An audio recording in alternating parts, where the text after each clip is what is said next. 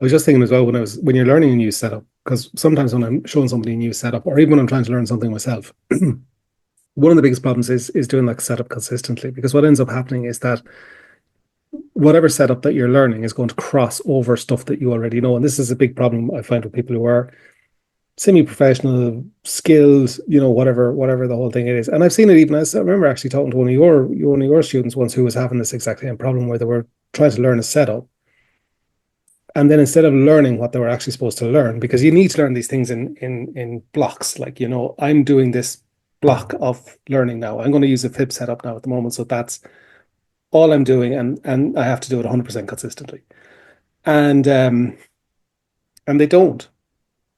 And so neither setup works because they fall between two stools. So they might have some sort of breakout strategy or whatever it is. And then they whack on they see a breakout while they're doing a fib and the da da da da, and neither works, or they don't know where to attribute it.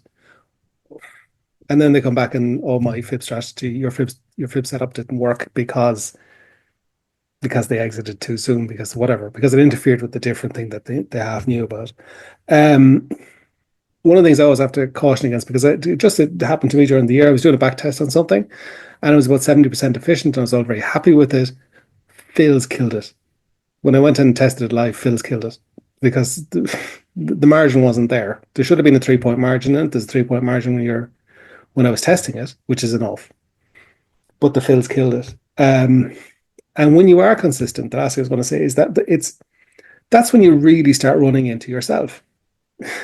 Because once you are consistent, everything that's holding you back is you. There's nothing in your way except or as my wife used to joke about, because I used to parenting just go, there's nothing technically in my way of doing that. And there is nothing technically in your way of doing whatever you want to do. But I would say the majority of professional traders even get hung up at a level that they can't get past. And that's the reason why you have, like, in that sort of top 1% of traders, you have people who are making a living, you have people who are making a nice living, and you have people who are making a fortune. And the difference between the guy down here and the guy up there is just a little bit of psychology. Well, a little bit. It's very tweaky, but it's